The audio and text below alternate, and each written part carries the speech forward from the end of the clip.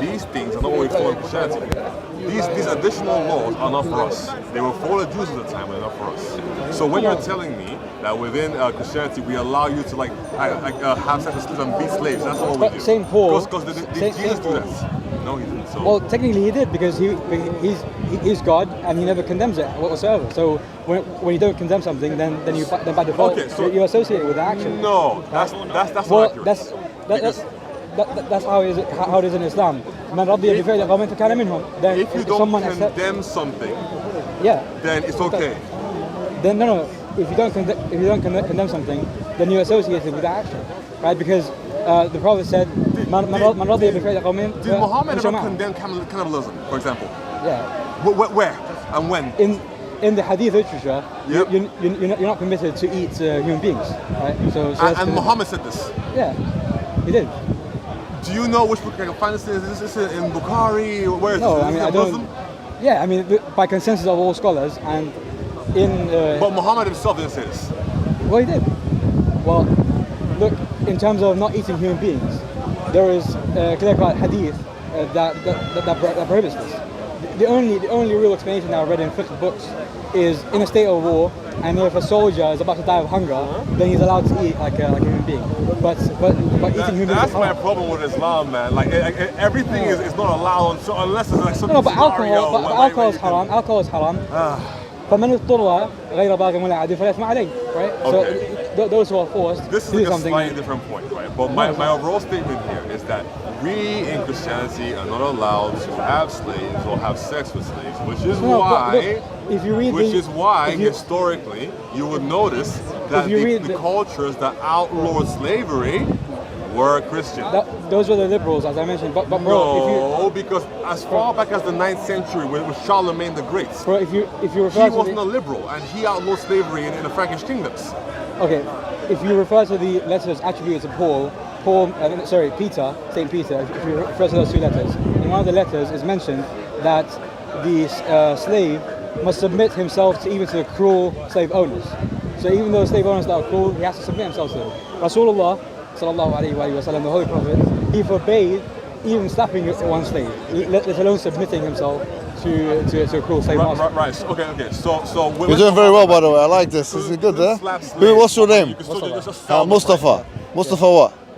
Akhil. MashaAllah. The reason why I'm not intervening is because he's saying all the right things. You know, keep going, brother. Thank you. Yeah, well, I didn't hear a response.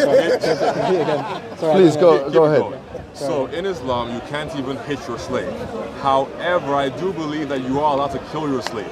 Corporal punishment is different than torturing a slave. Okay, so why would you even mention that supposedly you can't hit your slave? Killing the slave. I mean, in terms of qasas, like for example, if the slave. They talk about jald, but what do you call it? Even like had. Do you guys want to talk amongst yourselves, or are you doing it with me? Like for example, if a slave commits fornication, the slave master has to actually carry out like punishment, like corporal. No, but hold on. Sorry, because remember in the Quran it says that what do you call it? That the slaves have half of the mu'min adab. So they wouldn't get they wouldn't get a death penalty for that. But even if they kill someone else? No, what do you call it for? Brother, speak to him. Yeah, I'm not entirely sure what we're talking about. He's doing a good job. When it comes to... I am letting him talk. If you guys want to talk, go ahead and talk. I can make mistakes, so sometimes clarifications have to be made. It's not an issue. The point being is... if you're trying to compare the treatments... The qisas, you'd have to have the two witnesses and it has to be from the... There's no competition. Because ultimately, we Christians do not allow slavery. So whenever you have...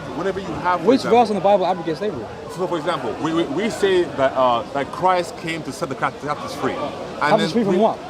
Free generally, from sinful. Sinning, yeah. That's However, just as you follow the sunnah of Muhammad, right? There are certain things that he did not say, but simply acted out. We also follow the sunnah, if you will, of Christ. Christ didn't own any slaves. He didn't beat any slaves. No, but why should we own slaves? But he never abrogated any slaves, though. Rasulullah sallallahu alayhi wa sallam, he freed numerous slaves. He freed numerous slaves, but then don't you wonder why he had so many slaves? Because he kept purchasing more. How many did he have? What do you mean? When he died, how can he free any slaves? Sorry? When he died, he never had any slaves in his possession. Yeah, because he gave more to his family members. Oh, no, he released them all. I don't know about that. Look, he did. If you insist. It's in Sahih Bukhari, and also when it comes to my sources. How did he have so many slaves? He was purchasing them throughout his entire life or taking them as captives. Well, so depends, ultimately, if Christ did the same thing, then you can say as the case somewhere in Christianity for us to have slaves. No, but look, if Christ did not perform these actions, then you can't say that. You cannot remove Christ from the Christological understanding within Christianity because absolutely. Yeah. So all those laws in the Old Testament that talk about how you should treat your slave, those have been like accredited and permitted by Christ. Right? Because he's part of the triune God. So you cannot like condemn that and say, oh, Moses is not perfect, Moses made a mistake. Solomon wasn't perfect, Solomon made a mistake. So, Solomon owned slaves, David owned slaves. For example, Moses said, let me just finish. Moses, he basically ordered the killing of everyone except to keep the young females. Yeah, we talked about numbers 31, right? Yeah. Okay, so and to do what with them? Those girls, those young girls. To keep them for yourselves, but then if you look at Deuteronomy 24, if you want to have to, you have to marry them first. Okay. So again, like so you've massacred their brothers, their fathers, their uncles, the non-virgin females. When did Muhammad ever permit the killing of children and of women? We were talking about massacring people and then taking the women as slaves. Yeah, but Muhammad sallallahu alaihi wasallam, he only permitted to attack combatants in war, right? He never allowed the killing of children. In the Bible, what is it allowed to killing children? There's that whole that they are from them. Innahum minhum, that hadith, it has explanations. Of course it does. Yeah. Okay, so carry on. Because essentially, they were attacking at night, and there was some what's it called? Why didn't they wait till daytime so they could differentiate between who's a man or a woman? It's not a number. They couldn't see. So why didn't they wait a few hours? Sorry? ليس بأمر. ليس بأمر. إنهم منهم ليس بأمر. Let them carry on, man. ليس بأمر. It's not أمر. Hey, man. Yeah, it wasn't. Well, basically, look, it is kind of like difficult to keep up. But the point being is that those individuals who were killed in that siege, they were seen as casualties of that war, not as deserving victims, not as deserving of being killed by consensus of scholars. Okay. Which scholar has said that yes, the mere fact that children and women were killed in that siege, that was a good thing, right? Sahaba, companions of the Prophet ﷺ, are not infallible, right? The Prophet is infallible. Well, Muhammad is the one who gave the command to allow them to do that. He never gave a command to specifically target children and donkeys and whatever, like in the Bible. But what he could have done is simply say wait till the morning. What? He could have said wait till the morning so we can differentiate between who's a woman and who's not a woman and child. It's war. Al-harb al-khud'a, like war is kind of deception. It's deception. It's based on deception. I mean, you can't just wait on your enemy to sleep and eat and all that and make you do a bit catch them right at the break of dawn. I mean, come on. When they just woke up. Huh? Catch them right at the break of dawn when they just woke up, so you can tell who's the man and who's the woman, and who's the child. Those kind of battle statistics or tactics are not our area of speciality. So. The one who's the general. If Muhammad ultimately didn't want to kill women and children, then he just told them to wait until they could see. Based on that, someone could also say they shouldn't even have used horses because someone could get trampled and whatever. I mean, this is war, so it's warfare. So obviously innocent people can die. So ultimately, in your paradigm, it's okay to kill women and children. It's not okay. In the right circumstance. No, it's not. No. So wait. What Muhammad did wasn't okay. No, look, it wasn't intentional. It was a mistake. Okay, but he should have not told them to attack them, right? Why should he not have? Because it's not okay. But did he tell them to attack them? Did he tell them to attack them? No. I mean, he never specifically ordered the attack on children and women.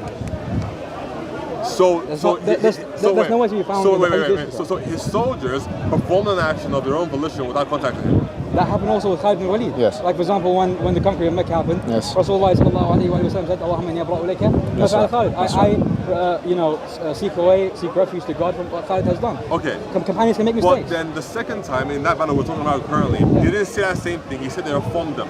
So he sort of dismissed the idea that they had killed. It wasn't. He said, "I did not order this." Okay. Yeah. Did he rebuke them, say you were wrong for this or anything? By saying I did not order this, then it's a rebuke. Well, no, it's a statement of facts. But he's not actually like criticizing their behavior. No. A statement of fact can be I did not order this, or for example, saying with harshness. it depends on the tone. Did he punish them? Did he like derank them or anything? Or just told them, okay, whatever it is? I don't know if that happened. Okay. I mean, the same thing with Khalid. He wasn't deranked either. Fundamentally, the Prophet just you said that. seem to accept the same thing that you're critiquing the Bible for when Muhammad does it. No.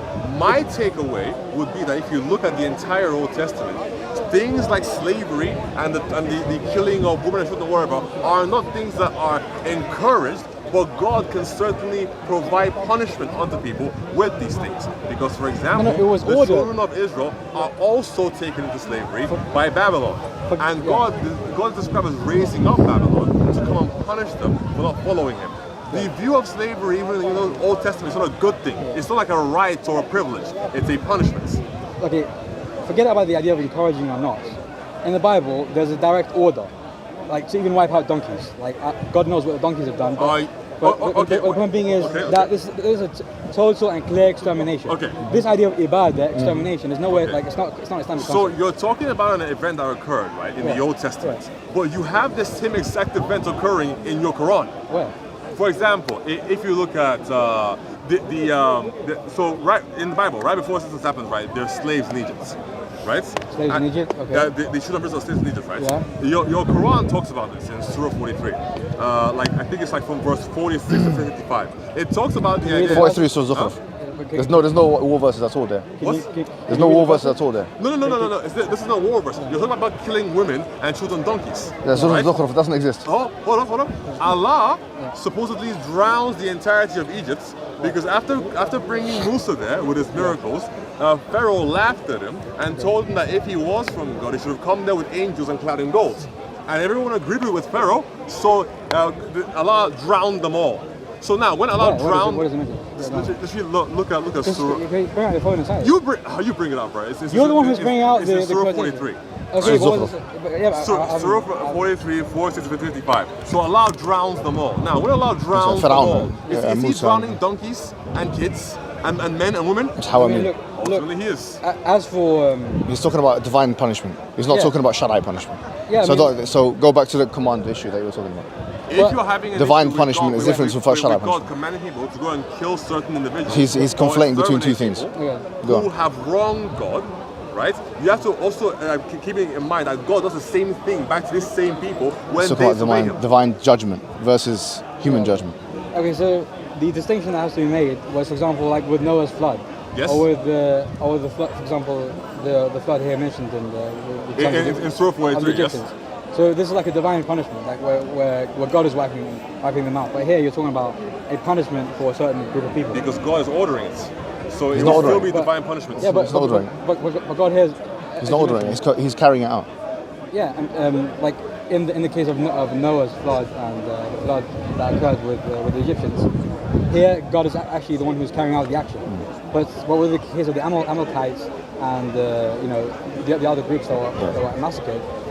Those were human beings that were told to go out and wipe them out. Right. But it is still a judgment from God. So divine means things of God. So if God is the one ordering it, it doesn't matter if it's like fire from heaven, a flood, or human beings. Category mistake fallacy. The people of Noah, or the people of Moses at the time that were wiped out this way, they were the actual perpetrators, right? But same thing with the Amalekites. They were the descendants of he's equivocating. But they're also the descendants of people who what's it called? So they themselves were not like. Ask him to get to the point. They themselves were not completely distinct from those people who they descended from. The people who descended from hated God, and so did they. And the Bible even says that God will revisit the sins of the fathers upon the third and fourth generation for those who hate Him. So if your ancestors hated God and you still hate God today, you can still be liable for that punishment. Or even the sheep, camels, and donkeys. Again, your God apparently drowned Egypt, killed the people of Lot. I'm sure they had sheep. I'm sure they had camels. I'm sure they had donkeys. So are you speaking? Are you speaking to others now? You were doing it first, so please calm down. No, I don't mind. Do you want to speak to me? I don't mind either. Do you want to speak to me? What do you want? Are we done? Or it's fine. You've done really well. You've done really well, mashallah. You've done very good. Yeah, you want to take over? Yeah, let me just say a couple of words to him. Because I've never met him before. They told me to come to him and speak to him. So. Oh, okay. Hey. Oh, but it was a really interesting discussion. I really appreciate it. Fair enough. Well, when Allah does it, it's cool, but then when God does it in the Bible, it's not cool. No, because our issue with this is that you're making like a false equivocation. Because one example is like basically a total damnation be sent down from Allah Azza wa Jal, from God Almighty. And the other example is like a had or punitive law, like a punishment. A corporal punishment being carried out by human beings. Okay, so you're that's like me, for example. Okay. Let's say I go to like, you know, like let's say I go to Holland and then I go to the red light district and all these people are sinners. Then I go and I pick up random you know, kids and whatever. I'm stoning you as well. I'm lashing you as well, and you know, making this like a complete kind of. But in that instance, it is you doing this of your own volition, not Allah sending you to do it. Correct? No, Allah ordered to punish adulterers and fornicators. Okay. Yeah, so Allah is ordering it, but what I'm doing is I'm making like a willy-nilly, you know, everyone's getting a go. Everyone's getting punished. Okay, well that's not what's occurring here in the Bible. I know. God is distinctly telling them to go and wipe them out. Yeah, so it doesn't matter from our paradigm if God chooses to perform this action via a divine flood or fire and brimstone from heaven, or by sending people to go and do it. If God has the authority to enact the action, then it's all good with us. Yeah. Okay, so can I take over from here? Is that all right? Okay, that's a very interesting kind of taxonomy that you've created for yourself. Yeah, where you're saying that basically what Allah does or what God does in terms of his punishments that he carries out himself is equivalent to the imperatives and the commands that he gives in the Bible or the Quran and any other scripture. You've conflated between the two categories. Wait. That's not what I said. Okay, what is what you said? Tell us. I simply said this. Yeah. It doesn't matter when God is carrying out a punishment, or if he does it via a divine flood or fire and brimstone, or if you ought to do it. Okay. Ultimately, if the actions of God are being carried out in the area of punishment, then it is still valid. Can I ask a question? Because go ahead. These same people that we're talking about, the Israelites, the Bible talks about thousands of years after this event occurred, that God raises Babylon to punish them. Okay. So if God is capable of acting divinely to raise a nation to come and punish the chosen people, then God can still carry the actions out using people as the conduits, even if it doesn't require him sending down fire from heaven. Is there a category distinction between an imperative that God gives to human beings to carry out versus the things that he carries out directly, or not? I mean, obviously there is a distinction. Is there a distinction? Because one is a first-hand carrying out by God, and the other one is through a proxy, like a human being, excellent, for example. Okay. But they are still both from God, so they're still valid. Accepted that it's both from God. We think everything is from God, yeah? But everything? Yes, everything is from God. وَمَا تَشَاءُونَ إِلَّا يَشَاءَ اللَّهُ. You don't will except that God wills, right? So we do believe that everything goes back to the will of God. That's why we say insha'Allah, masha'Allah, all those words, meaning the will of God is always in everything, right? We do agree with that. However, pardon? Yes, everything is good and the bad, right? Oh, okay. Yeah, we believe that everything goes back to the will of God. Nothing happens except through the will of God. That's not something which that's not a problem, because that's something which Christians also accept. In fact, especially if you go into the Calvinist school of thought, it's even more pronounced. They talk about divine predestination. Calvin wrote a whole tract on it. I can give you the references. That's something else. I'm not a Calvinist, first of all. No problem. And I'm not even sure Calvinists would hold to the idea that evil comes from God. Yes, it does. Of course they do. They mention it. Augustine mentions it in his book. I don't think you know your tradition very well. Let's go back to the point, though. Can you bring it out and show me that, please? Yeah, I can. That's fine. Isaiah 45. No, but it's fine. It's fine. It's fine. Yep. Sorry. Let me just answer him. Let me. It's fine. Go ahead. What I'm saying to you now, if you've studied the basics of Christian doctrine. The basics, you say? Yeah, the basics of Christian doctrine. If I ask you the question, what is the differentiation between Arminianism and Calvinism? I am not familiar with Arminianism. Oh, so there you have it. You don't know the basics of your doctrines. Hold on now. Calvinism Why are you is making a those relatively new idea. expressions? Because it's not involved in the conversation. Wait a Just second. completely changed Calvinism is the a relatively new idea. Stay on So topic. You're triggered. Don't move You're on. triggered. I'm not triggered. You're triggered. I'm just saying, stay on topic. Over here. So what's the difference between Arminianism? What is the difference between Arminianism and Calvinism and modalism? How does that involve? Ask me then. Wait, you're bringing in modalism now. Modalism.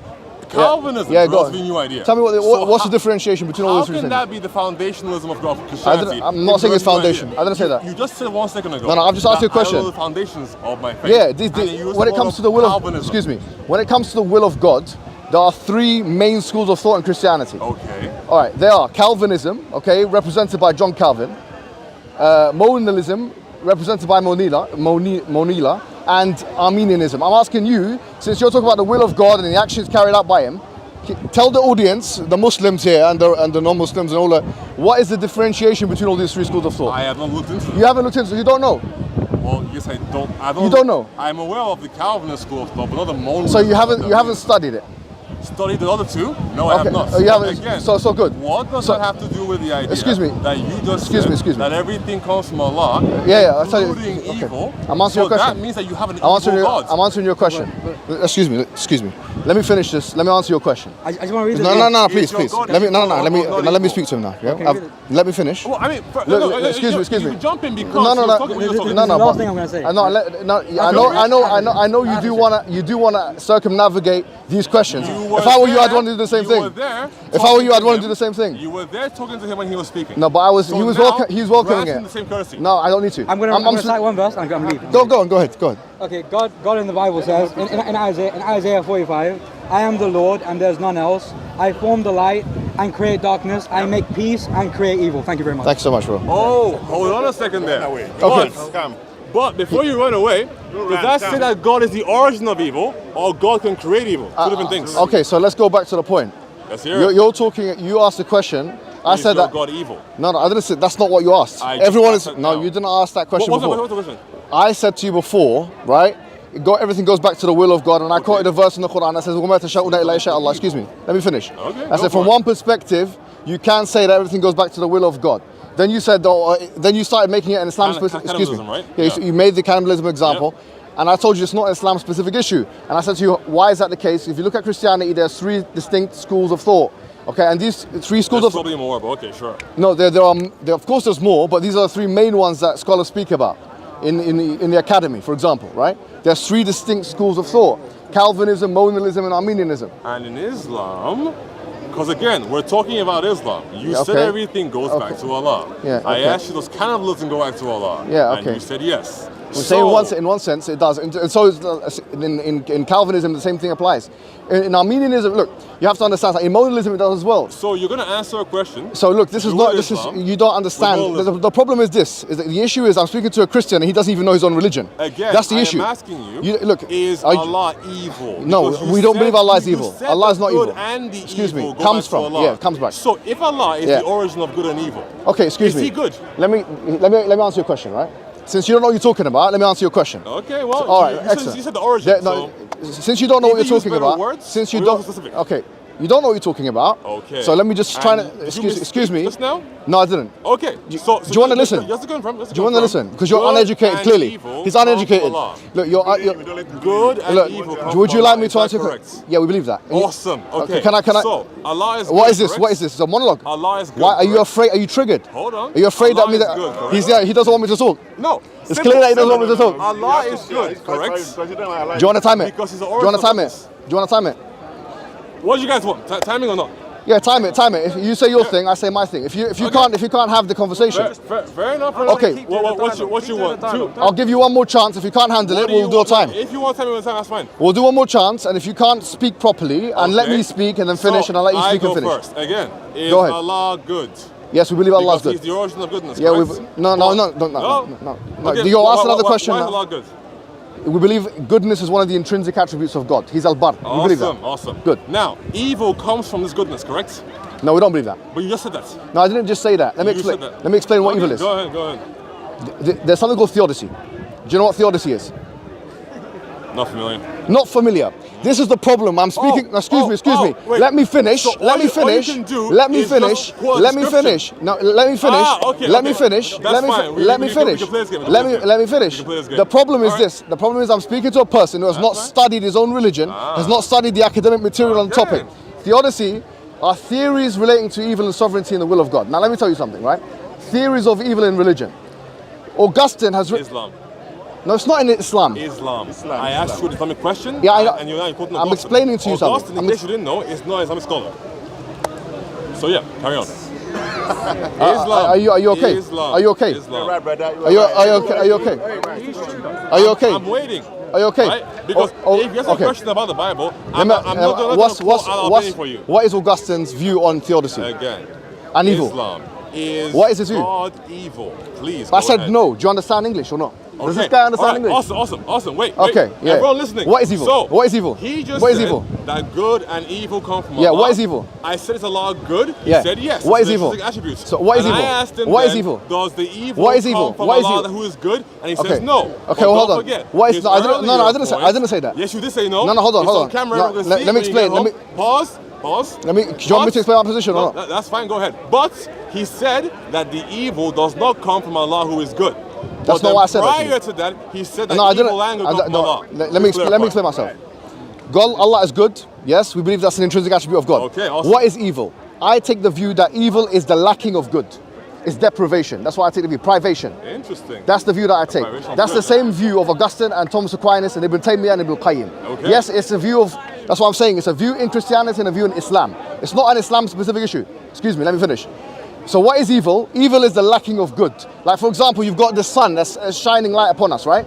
So good in this analogy would be the bright light or the rays. And evil would be the darkness that doesn't come about if there's no rays. That's my view on evil. So in other words, if you're asking me the question, does evil come from God? In one sense, of course it does, because God is responsible for all things that exist. But evil doesn't exist in my worldview. That's the point. Do you understand? Evil doesn't exist as a substrate. You can't put evil under a microscope. So going back to the point, if you're asking a question about does evil exist, so I'm saying to you, if there are theodicies in Islam and Christianity, both religions, which have different ideas. Within Islam, there's different ideas. Within Christianity, there's different ideas on evil and theodicy. This is not a point where you could basically have a different view to me and be in my religion, and you can have the same view and be in different religion. It's not a point that differentiates Christian from Muslim. Do you understand the point? What I'm responding to you by saying is, what you done is a category mistake fallacy. What you done when you were talking to the other guy was you're saying that it's the same if God carries out a punishment himself as it is if he commands it. I'm saying no, that's a category mistake fallacy. You are able to see and demarcate and distinguish between the two categories. If God tells me to go and not eat pork, for example, or not have sexual intercourse before marriage, that's a command. Do you understand? Whereas if he drowns people because they were disobedient, that's him carrying out judgment. I see a differentiation. Yes, both of them go back to the will of God. Why can't God carry out judgment using people? Explain that part. What do you mean, why can't God? Why can God not carry out judgment using people in the way he does using a flood or fire from heaven? No, I'm not saying he doesn't. And that's my point. And I accept that point. I accept that point. From a I accept that point. God carrying out no, I accept that point. You made a good point there. All you're saying is, from one perspective, everything goes back to the will of God. I'm saying, yeah, I accept that. Well, that's not what I'm saying. So no, but that's what you should be saying, because that's a more coherent way of saying it. No, because then there are issues with that. So that's what I'm saying. Everything goes back to the will of God. How's that issues with that? That's something consensus in Christianity and Islam. I don't know if you would frame it that way. So you don't think everything goes back to the Christian, the will of God? When you say will of God, define what you mean by will of God. Are you speaking about God's desire? Or God's prevalence over all creation? What are you talking about? When I say will of God, when I say will, I'm talking about the ability to choose A over B. I'm talking about the choice of God. I'm talking about the permission of God. That's what I'm talking about. Okay. So again, God's prevalence over all creation? No, not necessarily. That's something else. I'm talking about the will of God. God can decide A over B. God can decide this or that. That's what God can decide. That tree can be green, it can be blue. That's the will of God. It's the will of God. It's in accordance with the will of God that the tree is green.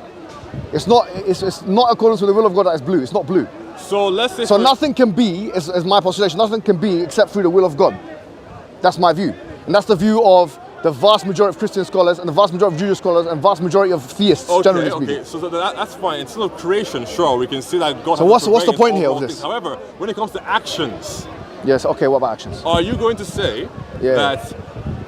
This is not a Christian specific issue. That no action can be committed without the will of God? Yes. Ooh. But the difference I would say is this, is that... When you say will, you're talking about providence here. No, desire. No action. God creates everything. Okay. The Muslim position. Let me tell you. 1 second. Within Christianity, we use the will of God to mean a number of things, including what God desires. For example, with respect, you don't know what creation. With respect. Pause. Yeah, go on. For His creation and what God desires us to do. All right. And we use the will of God to encapsulate this idea. Okay. Now, can I respond to that? No. Okay. When it comes to actions that human beings can carry out, slavery, rape, whatever the case may be.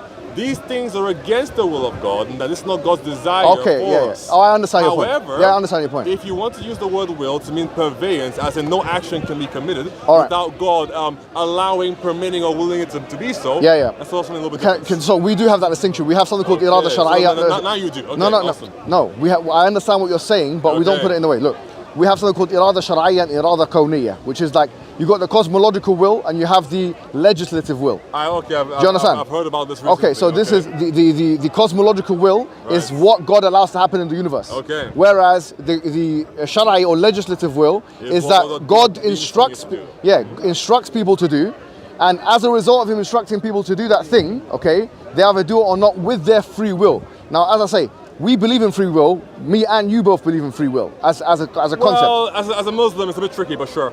What do you mean as a Muslim it's tricky? What do you think as a Christian it isn't? No, because we so don't... why do you have three distinct schools of thought? People... No. Why do you have Arminianism and modalism and Calvinism? Again, these are not like massive schools of thought. Yes, they are. They're not held to by the majority of Christians. What are you talking about? You don't even know what they are. These are small... What are they? Protestant sects. What? No, they're not. These are not... Okay, so, for example, the schools you mentioned, can you please tell me how many Christians globally hold to the idea? We don't really know. Okay. Is it the majority? Calvinism, in terms of Protestantism, it could be argued that the majority of Protestants are Calvinist. Could be argued. I don't know. Could be argued. But there's no survey that's been done. But what I do know is that there are institutes in America, like evangelical institutes, that do hold that position and teach it in their seminaries. Okay. Majority of them do. Again, this would not constitute the majority of I don't know. I'm not saying it, I don't have a sociological study. Do you have it? But it's one of in the academy. Excuse me.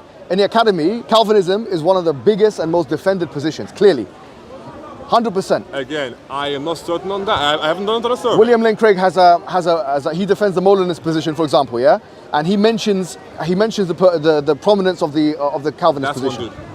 No, but he mentioned. No, but from his experience as a Christian scholar, one of the greatest of his era, he's saying that actually the Calvinist position is one of the most prominent ones in Protestantism, and he argues against it. Again, why does he argue against it if it's not relevant? What you're making? No, I said it was relevant. I said it was not followed by the majority. But nevertheless, even the modalist position. Sunni Islam. Excuse me. Let me just say one more point. Go ahead. Even the modalist position and the Calvinist position, and even the Armenian position, to a lesser extent, I will grant, all of them have the will of God attached to them. You cannot evade the will of God. I have not looked into them, so I cannot comment so why are you commenting on their interpretation of the will of God. So why are you commenting on currently is that you said that we both believe in this. In the will of God? No, not in the will of God, in predestination. And yeah, I am telling you that it is worse within Islam.